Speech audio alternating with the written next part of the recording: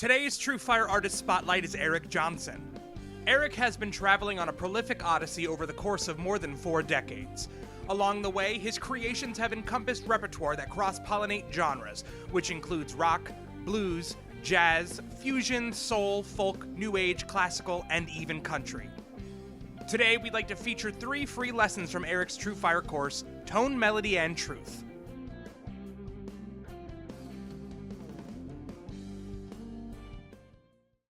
So doing arpeggios, you can do 3 notes, 5 notes, 4 notes, whatever. And I don't really think about it too much. I just kind of think about what I want musically when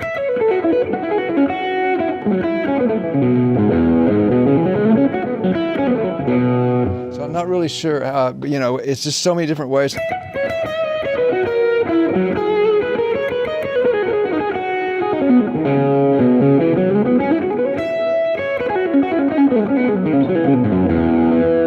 Told that I do it like in groups of 5. I'm not really sure, but it's really just you just kind of get it. I just kind of get it in the moment, and then when I want to switch to another thing, I do. And you kind of want to facilitate the physics where you can do it, like you know you've got to have the right place. You got to kind of figure out the fingering. So I think sometimes it's a trial and error thing with me.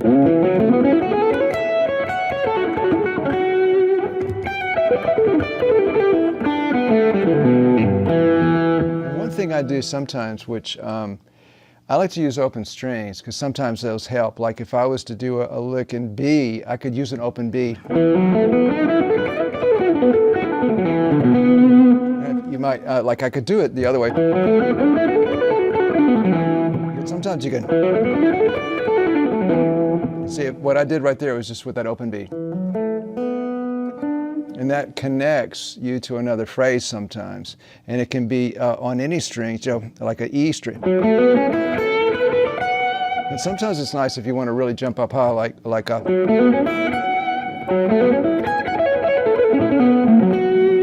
can do that. So the use of open strings and, yeah, just kind of jumping around to the different positions.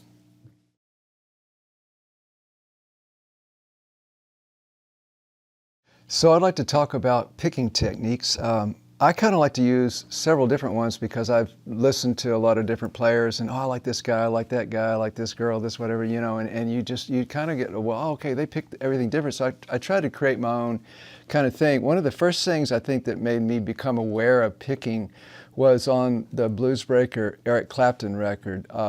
When Eric was playing, instead of just hitting the string like, I noticed that he was kind of digging into the string, like.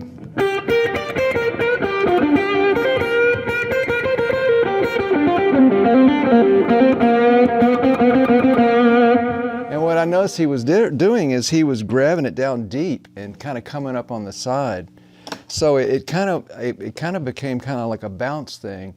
So in other words, I'll pick like from the bottom of the pick guard, I'll kind of pick up more than just hitting the string straight on instead of just, I'll kind of.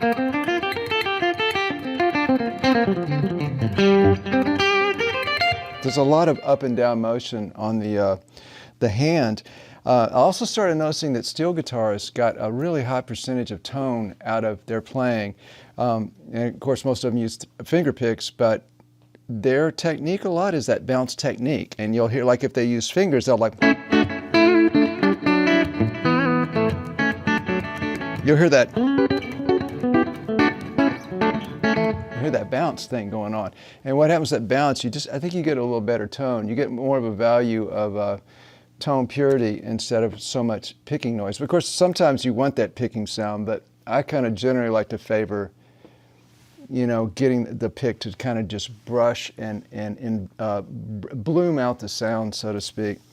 And so doing that, I mean, and then you can have all sorts of different picking. You can have just straight on picking where you just, you know, or you can do like picking and fingers. Where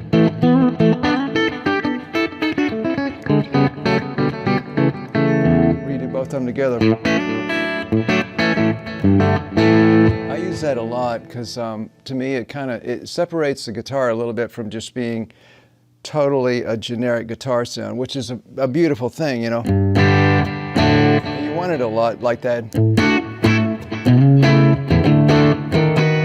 But sometimes, just to kind of create a little bit of departure on the guitar sound, using you know, it's almost like playing it like a piano.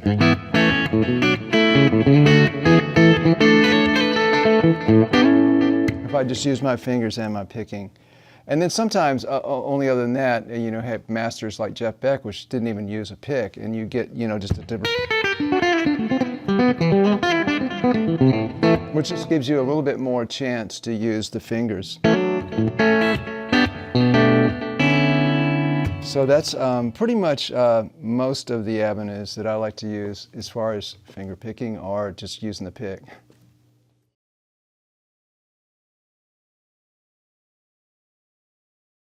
So one of the things I like to do is use different intervals, sometimes wider intervals. There's two reasons I do that.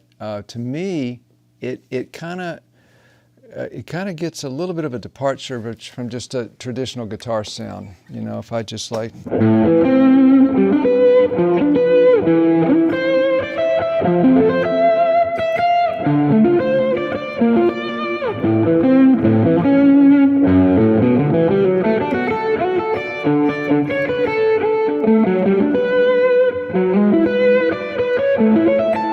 To me, I think there's something about it, it's almost like a violin or a classical thing or a pianistic thing, instead of just.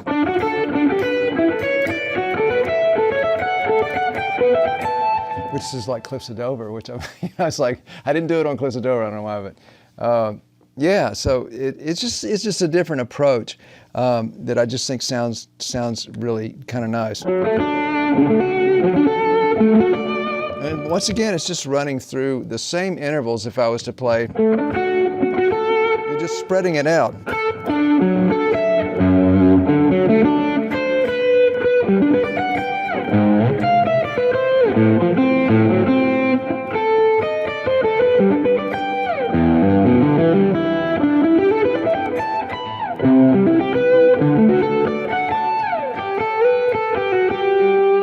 So I'm just fanning out those intervals to just kind of make it, you know, a little different.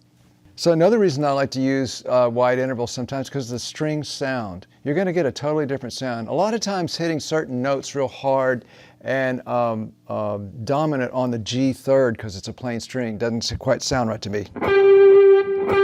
That's a lot because of, you know, single coil pickups, but I don't like the sound of or even up here. Those sound different. But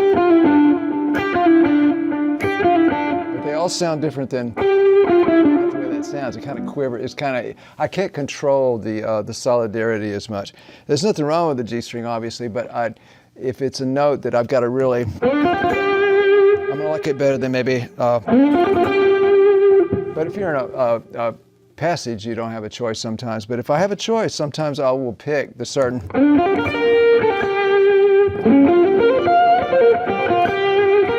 I'll pick the string and I'll make a big jump that I don't need to, but to me it sounds better. So sometimes it comes back to the picking, the fretting, the note selection, the note position on the strings. All these things to me, they're paramount, because the most important thing is to try to create, for me, is to create a beautiful sound as I can, you know, and it doesn't always work, especially with electronic gear. You know, you're already dealing with a bit of a wild thing, but to me, that's, you know, from when I first heard, you know, all the great players, all the great blues players, and Jeff Beck and Eric Clapton and all the wonderful players, just the sound they got. And I remember the first time I heard Wes Montgomery, it's like 3 notes. It's like, oh man, I want to listen to that. It drew me in. So to me, one of the paramount things is just to create a sonic, try to create a sonic beauty to it. And so if I have to compromise certain things, for me, that's I don't mind doing that, you know.